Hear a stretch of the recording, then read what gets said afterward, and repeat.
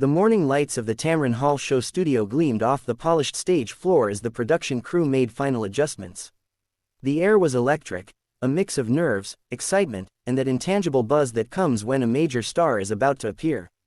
Samuel L. Jackson, one of the most revered and outspoken actors in Hollywood, was the day's guest. He was there to promote his upcoming action thriller Legacy Code, a film already generating Oscar buzz. The audience was packed, tickets having sold out in minutes once his name was announced. When the curtain opened and the band struck up his signature intro, a jazzy version of Shaft, the crowd erupted. Samuel strode in, wearing a sharp gray suit, a purple beret, and tinted glasses that gave him his effortlessly cool, unmistakable aura. He waved to the fans, shook hands with a few lucky audience members, and flashed that grin that seemed equal parts charm and challenge.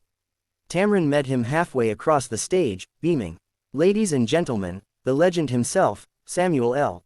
Jackson," she announced, her voice warm and commanding. He leaned in for a brief hug.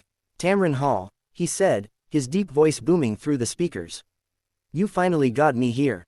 I know, I've been trying for years," she laughed, leading him to the plush chairs at center stage. "And I was starting to think you were avoiding me." Samuel chuckled. "You're too sharp with your questions. I was trying to stay safe." The audience laughed, and the energy seemed easy, relaxed. The conversation began light. Career stories, his new film, a few tales from the early days when he was hustling for small theater roles in New York. He spoke about working with new directors, mentoring younger actors, and how the movie industry had evolved since the 80s. Tamron, an expert interviewer, let him flow freely, knowing when to laugh and when to lean in.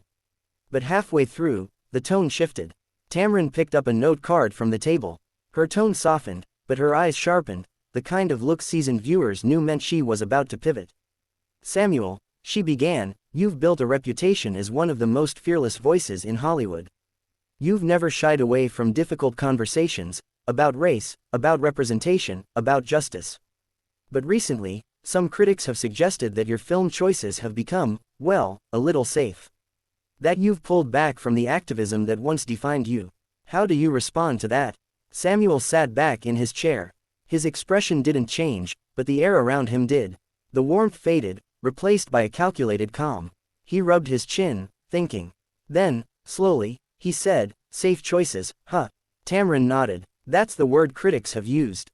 They say you're more selective now, that you're not tackling the kind of hard-hitting social material you used to. I just wonder what your thoughts are on that." Samuel's smile returned, but it didn't reach his eyes. "Let me tell you something," he said, his voice measured but heavy with authority. "I've been in this game longer than some of those critics have been alive.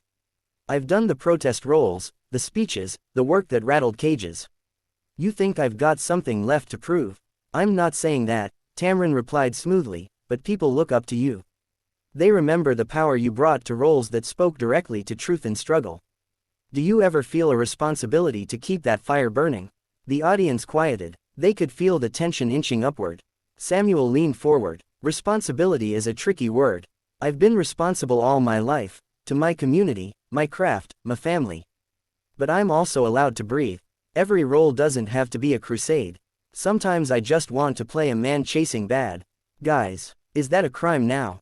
A ripple of laughter ran through the audience, but Tamron didn't laugh. She kept her tone even. "Not at all. But I think what people miss is that voice, the Samuel L. Jackson who called out injustice, who stood up when others stayed quiet." He gave her a long look. "You're talking like that guy died. He's still here. He's just not yelling for the sake of headlines." Tamron tilted her head, crossing one leg over the other. "But some would say staying quiet is part of the problem. Silence can be seen as complicity." That did it. Samuel's expression hardened, his trademark glare emerging. "Now hold up," he said. "You're not about to sit here and tell me I've gone silent. I've done more for representation in this industry than most people talking about it online. I've opened doors, funded projects, mentored directors. That's action, not tweets." Tamron didn't flinch, and that's admirable, but you can see how people might interpret your newer, less political choices as stepping away. "Stepping away," he laughed, but there was no humor in it. "You mean evolving, growing, choosing peace over constant war. Maybe the problem isn't me changing, maybe it's that people expect me to stay angry forever." The audience murmured, torn between admiration and unease. Tamron's journalistic instincts pushed her forward, even though she could feel the tension thickening. Samuel, you've always said that art should reflect truth. If you're at peace, that's your truth, but how do you reconcile that with the millions who still need your voice? Samuel took off his glasses, his patience thinning. You know, I like you, Tamron, he said, his tone both warning and weary. But this feels less like a conversation and more like a damn interrogation. I came here to talk about a movie, now I'm defending my humanity. Tamron raised her hands gently. I'm not trying to attack you, Samuel. You know that, I'm giving you space to respond to what people are already saying. He stared at her for a moment, silent.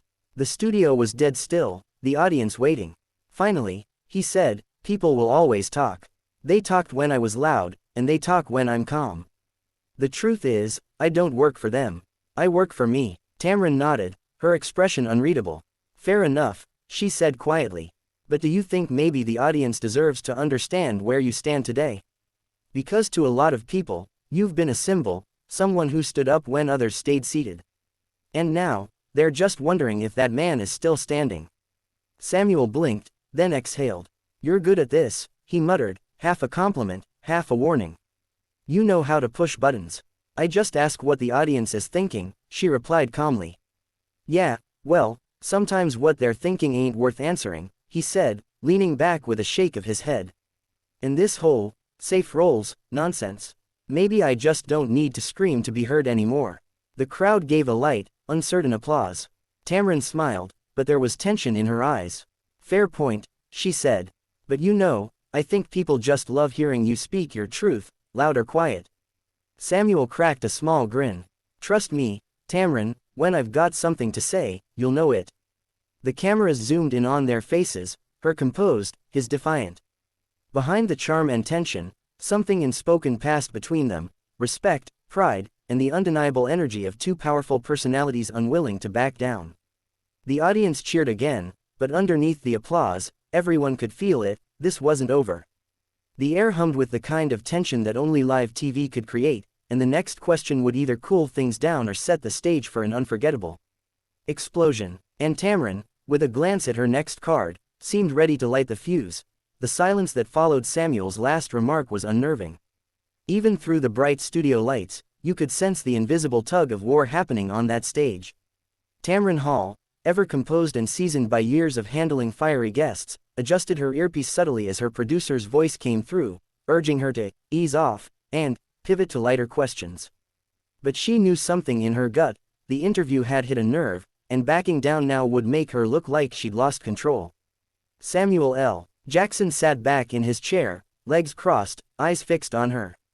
He wasn't shouting, not yet, but the calmness in his tone, the clipped precision, was far more intimidating than volume.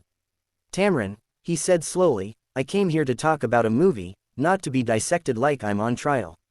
I hear you, Tamron replied evenly, but when someone like you speaks, it goes beyond just movies. You've become a cultural voice whether you asked for it or not. Samuel smirked, the edge of irritation glinting in his eyes. So now I'm supposed to carry the weight of the world on my shoulders every time I do press. That's not what I'm saying, Tamron countered, maintaining her calm smile even as the air grew heavier. But people look to you for guidance. They remember when you stood up during interviews, during speeches, you used your platform to call out injustice. That's what made people respect you beyond your acting. Samuel leaned forward, elbows on his knees. Respect isn't a one-time thing you earn and then spend the rest of your life defending. I did what I did because it felt right. But I'm not required to perform rage on cue just to stay relevant. That line drew murmurs from the audience. A few claps even broke out, though the applause quickly died as Tamron pressed further. But don't you think passion and responsibility go hand in hand when you reach your level of influence? Samuel's voice grew sharper. I think passion is personal. Responsibility, that's a chain people use when they want to control what you say. Let me be clear, I don't work for critics, or social media, or any talk show looking for headlines. I work for me. Tamron's smile wavered. She could feel the temperature of the room dropping with every exchange. Samuel, no one's trying to control you. This is a platform for dialogue. You've been through Hollywood's toughest battles. I just wonder, what makes you so defensive about a question? The audience gasped quietly. That word, defensive, was gasoline on the fire. Samuel straightened up, his jaw tightening. Defensive? I'm not defensive, Tamron. I'm just not interested in being twisted into some kind of symbol every time I open my mouth. You don't know what it's like living under that microscope for decades. I can't say I do, she said carefully, but I do know what it's like to ask the questions people are afraid to ask. And right now, people are wondering, has Hollywood tamed Samuel L. Jackson? The moment the words left her mouth, the audience collectively inhaled. Samuel blinked twice, processing. Tamed, he repeated, his voice low, almost whispering. You're saying I've been tamed?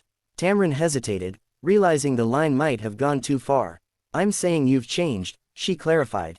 He laughed, but it was a cold laugh, the kind that didn't reach his eyes. Changed? Yeah, I've changed. I got older, wiser. I learned which fights are worth fighting. That's called growth, not submission. Tamron nodded. Of course, growth is good, but, he cut her off with a raised finger. No, but, you're implying that if I'm not cussing out studios on air anymore, I've gone soft. That's disrespectful. Tamron took a breath, trying to steady the energy spiraling out of control. I respect you, Samuel. I truly do, but my job is to hold meaningful conversations. The world admires you, they're curious about what drives you today. What drives me, he said, his tone rising slightly. Peace, family, creativity, things that don't trend on Twitter. But I guess that doesn't make for good TV, does it? Tamron's lips tightened. Everything makes for good TV if it's honest, she replied softly. That line hung between them, slicing through the tension like glass. Samuel's hand gripped the armrest. You know, I've done thousands of interviews in my life, he said, his voice lower now, almost restrained fury. Most hosts want to celebrate the work. But you, Tamron, you seem to want to pick a fight. I don't pick fights, she said. But I won't avoid hard truths either. Samuel stood up suddenly, and the audience gasped. Hard truths? Lady, you're not giving me truths, you're giving me clickbait dressed up as journalism. Samuel, no, don't, Samuel, me, he said, turning toward the audience, his voice booming now. This is exactly why I don't do these shows often. You come here thinking it's about the art, the story, but it turns into a trial about your soul. Tamron rose to her feet as well, her poise unwavering. This is my show, and you're always welcome here. But if you can't handle a question, then maybe the problem isn't the question. That landed like a slap. The studio was utterly still, no laughter, no murmuring, just the weight of her words. Samuel stared at her, eyes narrowing, and for a split second, no one knew what he'd do next. Then he exhaled sharply, muttered something under his breath, and began unclipping his microphone. Yeah, he said, stepping back, I think we're done here. Samuel, please, he raised his hand, cutting her off. Nah, it's cool, you've got your soundbite, you can spin it however you want. But I don't need to stand here and pretend this is a conversation. And with that, he turned and walked off the stage. The audience gasped again, phones rising instinctively as he disappeared backstage. The show's theme music tried to fill the silence, but it only made the moment more surreal. Tamron stood frozen for a few seconds before turning to the camera with a professional, composed smile that didn't quite reach her eyes. Well, she said softly, live television, folks. It's unpredictable. My goal is always to have open, respectful discussions, and I respect Samuel L. Jackson and all he's accomplished. We wish him well. The audience gave a hesitant round of applause as the show cut to commercial. Backstage, the scene was chaotic. Producers scrambled to reach Samuel, who was pacing near the exit, still fuming. That's the last time I let someone turn my name into a spectacle, he snapped, shaking his head. She wanted a headline, she got it. Tamron, meanwhile, sat quietly in her dressing room during the break, breathing deeply. She knew what had just happened would explode online. The camera had caught every word, every flash of anger, every subtle shift in tone. And by the time the show wrapped, it already had. Within an hour, clips of the confrontation flooded social media. Hashtags like hashtag Samuel vs Tamron, hashtag WalkOffTV, and hashtag Tamron Hall Show dominated trending lists. Millions watched the footage, dissecting every second. Fans were divided, half siding with Samuel, calling Tamron's questions provocative, the other half praising her courage for keeping Hollywood accountable. That evening, Samuel posted a short message on X. When an interview stops being a dialogue and becomes a judgment, it's time to walk. No hard feelings, just facts. Tamron responded the next morning. With equal calm, I ask the questions people are thinking. That's my job. I respect Samuel's legacy, always will. For days, the entertainment world buzzed. Every talk show, podcast, and entertainment column replayed the clip, analyzing every glare, every pause, every breath. Some called it the most intense talk show moment of the year. Others called it a necessary conversation about fame, aging, and accountability. Behind the scenes, though, sources close to both parties revealed that a few days later, Samuel and Tamron spoke privately. He told her he respected her hustle but didn't appreciate being cornered on air. She admitted that perhaps her tamed remark had been too sharp. The conversation ended civilly, but the tension lingered, unspoken, unresolved. Months later, Samuel's film Legacy Code premiered to rave reviews. Reporters, cautious this time, avoided politics and focused on his performance. Still, whenever he appeared on camera, fans remembered that day, the walk-off that became legend. And Tamron, her ratings spiked, her name trended for weeks, and though she never mentioned the incident again, that moment solidified her reputation, fearless, probing, unflinching. Two giants had collided under the bright lights, not out of hate, but out of truth, raw, uncomfortable, and undeniably human. Keywords: Samuel L. Jackson, Tamron Hall, heated clash, celebrity walk-off, talk show drama, viral TV moment, live confrontation, Hollywood debate. Hashtags: Hashtag Samuel L. Jackson, Hashtag Tamron Hall, Hashtag talk show drama, Hashtag walk-off, Hashtag live TV, Hashtag Hollywood clash.